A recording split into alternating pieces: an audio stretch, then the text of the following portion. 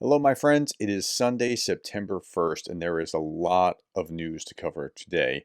If you're looking for Ukraine war news, this is the place. This is a daily brief. I do this every day. Please consider subscribing. 158 drones sent by Ukraine hit Russia. We'll talk about that in just a moment. Before we do, we'll cover the other news. 1,350 Russians off the battlefield. That's on the high side, even for the last few months. Um, it's usually about 1,100, 1,200, something like that. So 1,350, it's high, and it's probably highest right around Pokrovsk. 10 tanks, 24 armored fighting vehicles, 22 artillery systems, 56 vehicles and fuel tanks overnight.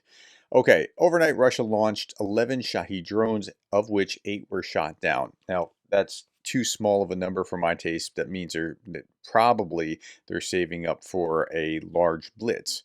Now, the Ukrainians have learned something about this large blitz, and they conducted that kind of strike last night. Russia's will come in time, but yeah, for right now, let's talk about this. Authorities in Ukrainian city of Kharkiv report a series of powerful explosions likely caused by ballistic missile strikes. Around 10 to 12 blasts have been recorded, and this is after Ukraine's drone strikes last night. One of the strikes hit a residential area, igniting multiple homes and a supermarket.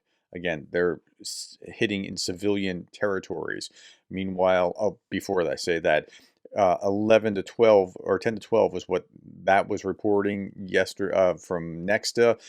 Jay and Kiev was saying it was 15 ballistic missile strikes into Kharkiv, somewhere in that neighborhood from 10 to 15, but they're hitting civilian areas in Kharkiv.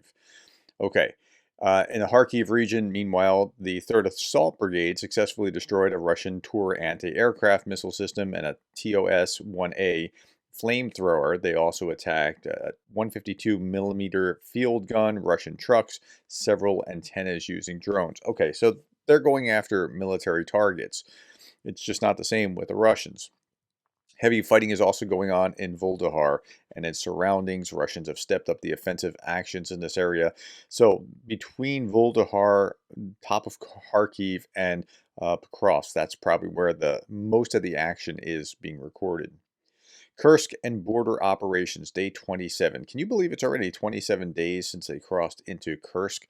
The AFU is attacking toward Alexandrovka. All attempts by the Russian army to establish pontoon bridges over the Sym River in the Kursk region in Russia are methodically suppressed by Ukrainian artillery. So it's the river is not that big of an obstacle. It's an obstacle, but it's not that deep. So they keep trying to set up these pontoon boats, but you can see everything because of drones. So they keep destroying them too. So that's really where they are. Okay. Russian regime channels say that around 3,000 Russian troops are in this pocket, completely surrounded by the river and Ukrainian forces. Now, that 3,000 figure is very high. I've not seen 3,000 before. I've seen 1,000, I've seen 2,000, but there are quite a few Russian troops that are not likely to get out, all other things being equal. Okay. Russian fascists begin an indiscriminate mass bombing operation to raze the city of Sudzha to the ground in Russia's own Kursk region. Sudzha is under occupation by Ukrainian forces, but Russia's response is just to destroy stuff. Like, let's just bomb it into oblivion. And they've said so much too. It's really remarkable to see. Russian forces are liberating Sudzha in the Kursk region using their preferred scorched earth tactics. A photo shows an ice stadium hit by a Russian KA-B bomb. Russian military correspondents openly state that the entire city will soon be wiped off the map. Well, that's something. Western experts. Russia's nuclear doctrine mandates a nuclear response if its territorial sovereignty is violated. Ukraine must not invade Russia. Ukraine. They invade Russia with clear intent of long-term occupation, 1,250 kilometers squared so far. Western experts. Uh-oh. Russia. Carpet bombs Russia. I mean, that is actually the chain of events and what has taken place so far. Okay, now sometimes we get it right, sometimes we get it wrong. Our assumptions are partly informing the way that we're seeing things. Russia's war on food continues as they strike a convoy of grain trucks in Sumy with multi-million-dollar Iskander missile. Like that seems like a waste of an Iskander missile for a convoy of food trucks, right? 23-year-old driver was killed on the spot while four others were injured. One truck erupted in flames, 20 more were shattered in the attack. Okay. Now, and you also factor in, as you're thinking about this, what's happened in the Black Sea with the grain corridor and things along those lines. But what really happened was probably more like this. Russians hit grain truck in Ukraine's Sumy, claiming it was a military convoy. So thinking that it was a military convoy going somewhere with soldiers, okay, that makes a little bit more sense than a war on food continues. Okay. I get why they might say that, but we have to just triangulate on the facts and start thinking through this. Okay, large Ukrainian drone attack on Russia ongoing tonight with more than 100 drones. This is the big story. More than 100 drones reportedly launched into Russian airspace. Flights into Moscow area airports are currently holding. So this is the last thing that I saw last night before I went to sleep. And so these are like planes trying to figure out when are they going to get to land.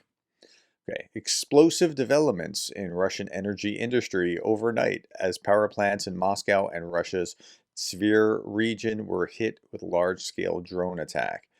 Okay, I got to give Kyiv Post props for the wordplay with explosive developments in the Russian energy industry. Well done, Kyiv Post. Largest Ukraine drone assault sparks fire at two power plants and an oil refinery in a Moscow region. 158 drones targeting multiple regions. And you can see all that's gone on here. I mean, it's just picture after picture after picture of the drone attacks, right? Russia's Ministry of Defense, however, claims that during the past night, Russia's air defenses intercepted and destroyed 158 Ukrainian drones attempting to attack targets across multiple regions. So Ukraine launched 158 drones. Russia's air defenses just claims to have destroyed 158. So I checked it. I mean, I looked at this. Here it is, and I don't speak Russian.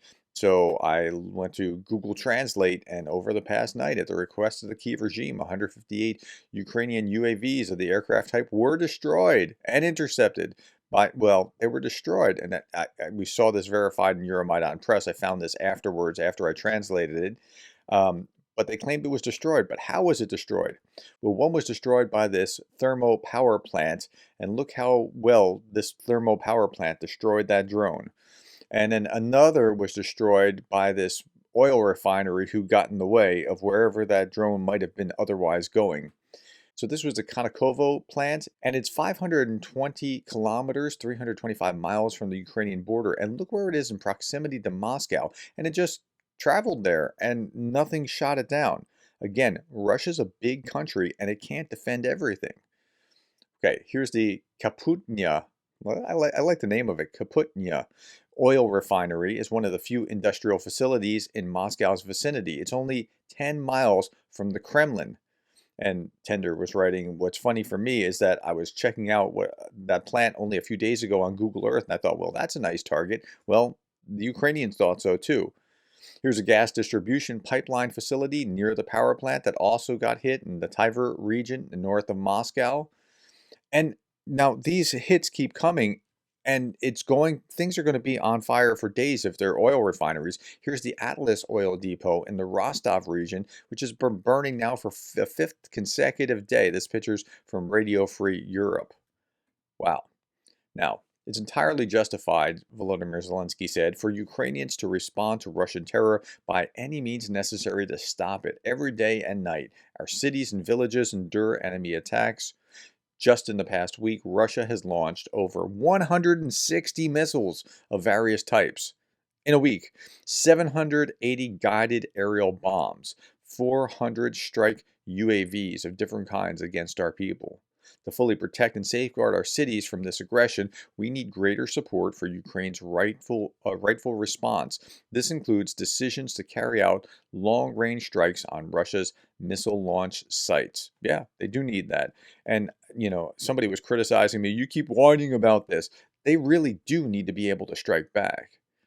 Okay, the West might soon need to start sending oil and gas to Russia to prevent Russia from collapsing. Time for the National Security Council to get to work on devising a plan. Right? It's like the West is trying to protect Russia from Ukraine by not letting them use their weapons to strike into Russia. No, no, no. So R- Russia's under an umbrella of American policy by not allowing Ukraine to use those weapons to strike into Russia. Okay, last little bit that I'm going to show you. Here are the only red lines that matter. These red lines should never have been crossed. All the rest is nonsense. That's it. Those red lines should never have been crossed. All right, my friends, that's all that I have for you. Thank you for the likes and the shares and the subscribes. Thank you to my members and patrons, and thank you for being the kind of person that cares about Ukraine.